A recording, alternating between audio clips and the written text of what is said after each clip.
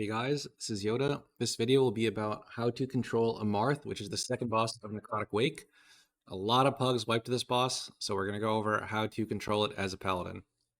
So, the first thing you need to know is what's important to interrupt. So, the boss has Necrotic Bolt, which is very important to use interrupts. You need to assign direct interrupts to it because obviously there's a boss, so it can't be CC'd.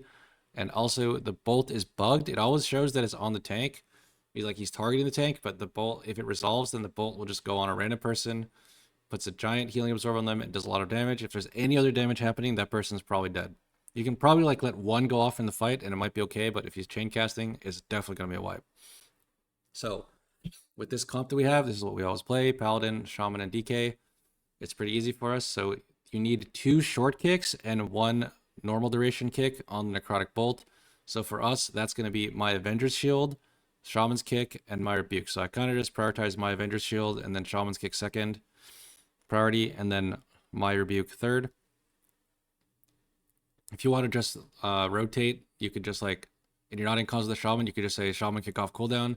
If it kicks up, you let him kick. If it's not up, then you shield. If your shield's not up and it kicks not up, then you use Rebuke. Simple enough. The reason, by the way, if you do this, then you're not allowed to use Avenger's Shield unless it's interrupting the boss, which is a little bit annoying. It means you cannot use your Avenger's Shield to interrupt random mages. Sometimes I forget about this, and it's a habit that a lot of people need to break, but that is basically how the strat works. So Avenger's Shield. I did get a reset, so I might Avenger's Shield again, or I might just call a Shaman. So I just Avenger's Shield again. Since we're in comms, if you were not in comms, you would definitely call the Shaman to kick there, or you would just let the Shaman kick there, so your shield stays up and you don't overlap. It's very important not to overlap kicks on the boss. So he spawns a bunch of ads. It's the same ad spawns. You got to watch out for the swirlies, by the way, when they spawn. Can be very hard to see under the boss. So he spawns 5 ads. They kind of spawn just everywhere. So it's always 2 mages, 2 warriors, and 1 crossbowman. So the warriors you don't really need to worry about. As long as you have aggro, they'll just run to you and they'll be grouped. The crossbowman, if you have a DK, he can just grip it. If you don't have a DK, then you should walk on top of the crossbowman if possible, because every mob in here will move as long as it's kicked.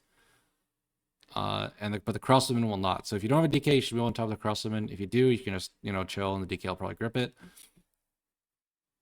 And then there's 2 mages. So the way we have it assigned is, since it's just me and the Shaman doing the boss, the DK and the Evoker can each get 1 mage. So the Evoker kicks Frostbolt Volley and lets it in.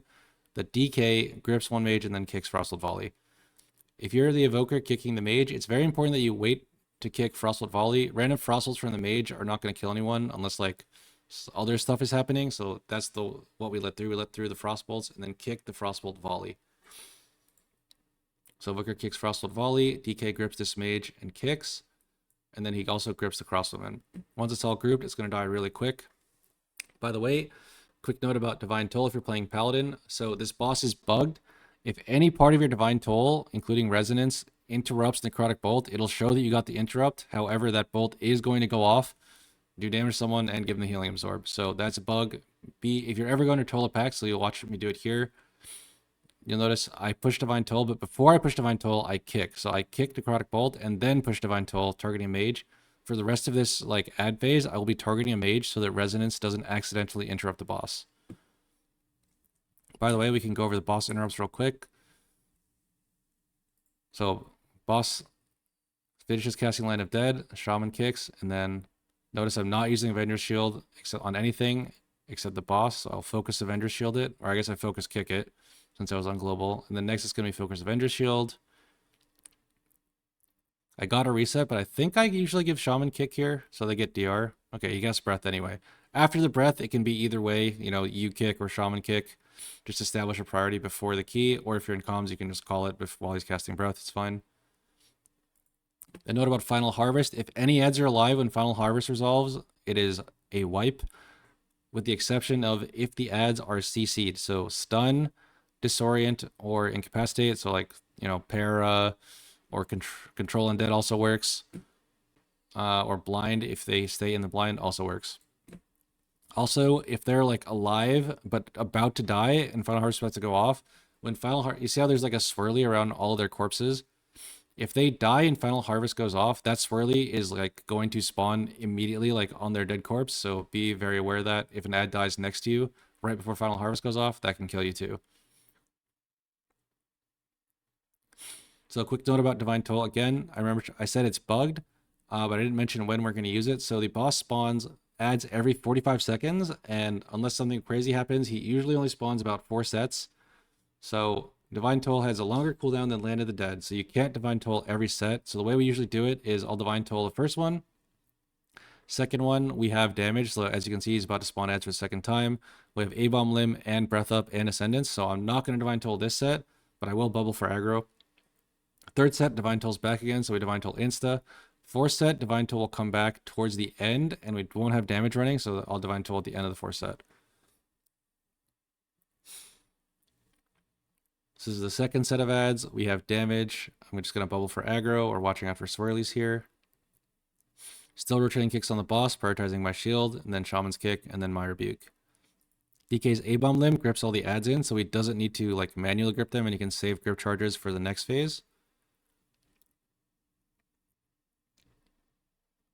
And then we interrupt the boss. All right, so that's pretty much it. So now we'll go over what to do if you don't have these OP classes for Amarth. So let's say you don't have a DK. That's the most common one. Like a lot of groups playing no DK if you have like a Moonkin or a Rogue or something. So how do we deal with not having a DK? So let's go back to when the ads spawn here. We'll look at the first set actually, since the second set is kind of carried by A-Bomb Limb. Okay, so the first set of ads spawn, and it looks like this. Hold on, I'll go before the grip. So the first set of ads spawn. Oh, need to wait for the ad to spawn. He grips it kind of quick. Okay, so the first set of ads spawn, 2 mages, 1 crossbowman, and 2 warriors here, right? So remember what we mentioned, we will move the boss on top of the crossbowman if we have a DK. Next, if you're playing a rogue, they can just step kick this mage or one mage and have your evoker kick the other mage. You would just assign like evoker kick first and then rogue step kick the other one in that order. And then you could pretty much just do our plan, paladin and shaman do the boss, and all is good. If you're playing with a Moonkin, that's where things get spicy. Because Moonkin has a longer kick duration, kick cooldown than Land of the Dead's cooldown. So they can't beam every set of ads. So what you would do is if beam is up, then Moonkin would beam a mage and Evoker would just kick the other mage. Easy peasy. If there's no beam, then you would target this mage. For instance, remember you're Divine Tolling first and third set, right? On pull. And then second and fourth set, you're not having toll instantly. So you could actually have him save beam. So on the first set of ads, you would just target a mage when you cast Divine Toll. And then you would just like hit that mage with all your resonance shields. And then the Moonkin would beam on the second and fourth set when you don't have Divine Toll. They just pick a mage and beam it. That's how you do it with the Moonkin. We're going to go how to do it with a Rogue. If you have like an LE Shaman or a mage or something as your other class, then they just kick one mage, Invoker kicks the other mage. Make sure they kick Frostbolt Volley. If you kick Frostbolt, you won't have an interrupt Frostbolt Volley, and you'll be forced to like spam AoE stops on that mage, which is hopefully grouped.